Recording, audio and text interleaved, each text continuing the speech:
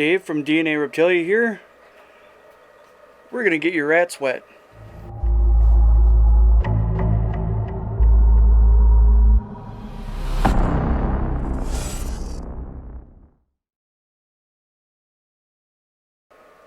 In our previous video, we built that rat rack right here that you can't see. Lighting's bad, or actually it's too good over there, so you really can't see me, but you can see it. Look back at our previous video and you will see it. Or we're gonna do a gravity feed water system for our rats.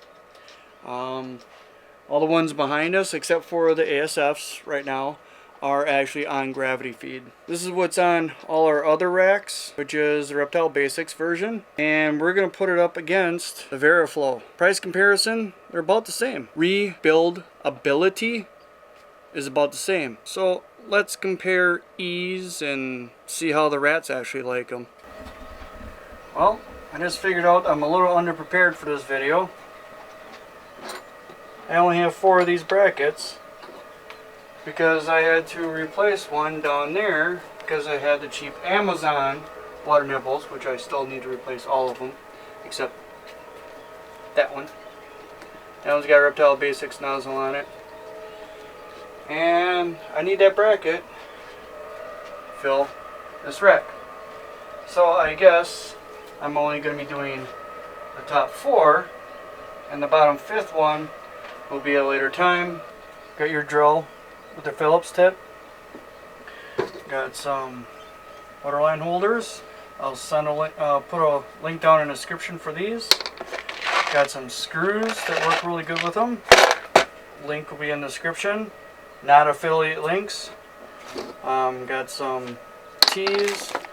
Got the inline filter. Got the quick release from Reptile Basics.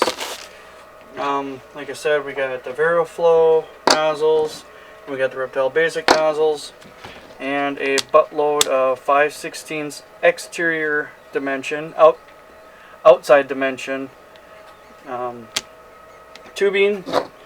We have a 1/2-inch spade, we have a 5-inch spade, and also we're going to be using a heat gun and a 4-gallon Menards bucket.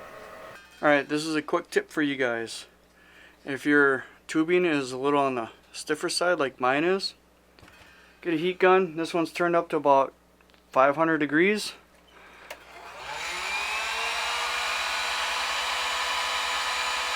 You have your bracket, and you have your nozzle. We're gonna put, you gotta put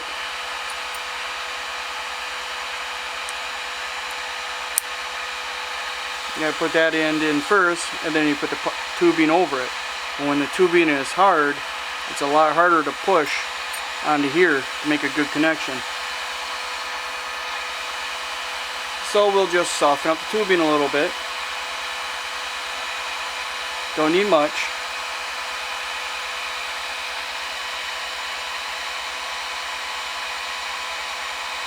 And it fits on a lot easier. It's already cooling down to the touch. We're going to do that to all of them. Now, what I like to do is, I like to count back 1, 2, 3, 4 places from the very front, and 1, 2, 3, 4, 5 places from the corner. So almost a perfect square. Put it in there. You want to put the front in first, then you want to push the back in. Snips, and it should fit right in. There we go. That's one. We want it to come from here down to here. We will push this on.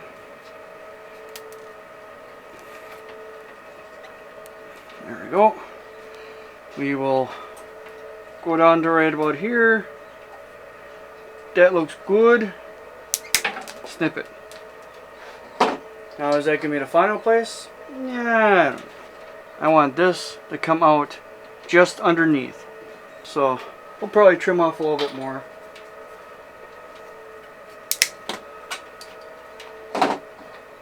I don't push this end on. Alright, now to secure it, I'm going to use one of these guys. I have a link in the description for the right size. What I'm going to do is with this guy, I'll put it sideways, put it right along the frame here. We'll put a screw right in here. That's the nice thing about having these legs pushed in. You can run your water line right in front of them. Just go bop, bop, bop, bop, all the way down.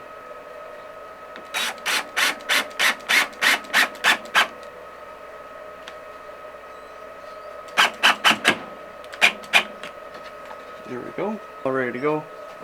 Got 1, 2, 3, 4, 5. 1, 2, 3, 4. So this. In there. Pinch. There we go. Now. Some trimming involved. Not too bad. Up to the T on this one.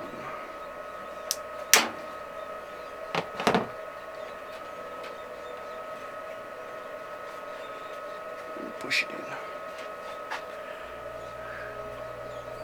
Sometimes I wish the camera could see exactly what I see. Don't need any clips holding it up here because your tube that's going from here down is going to be screwed on to the side there. I'll do the other 3 that I have clips for, or the other 2 I have clips for, and so we can get 4 of these tubs active.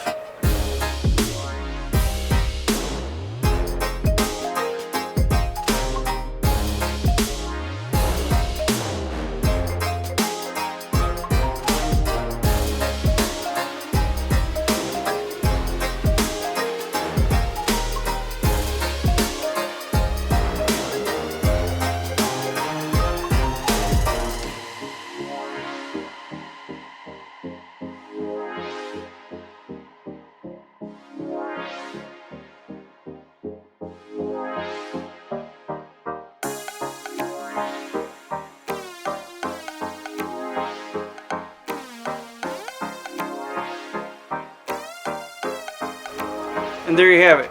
We had to run in water to 4 out of the 5 because I'm using a bracket over there. I think I'm gonna split off and use the other bucket since it's so close. Okay, I ended up splitting it off of this bucket that I fill. And this bucket fills 1, 2, 3 racks. Now, this is how I had this all jerry-rigged together to a reverse osmosis line, and then I had, in order to get the RO line is super tight in here, so you got to heat up these ends again in order to get that in there. So I did the same thing over here. I had planted these, so it was an easy, quick thing.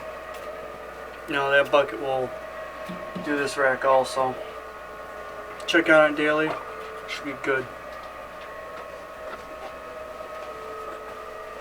But now I just gotta put some bedding in there and fill up those 4.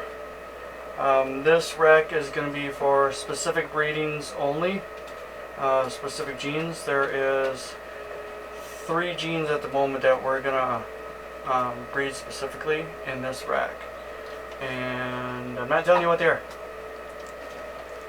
But anyways. Appreciate you swinging by and seeing how I've done it here and how we are probably going to continue to do it over on the other side. I have a couple more racks I need to build, so I need to build another rack for ASF rats.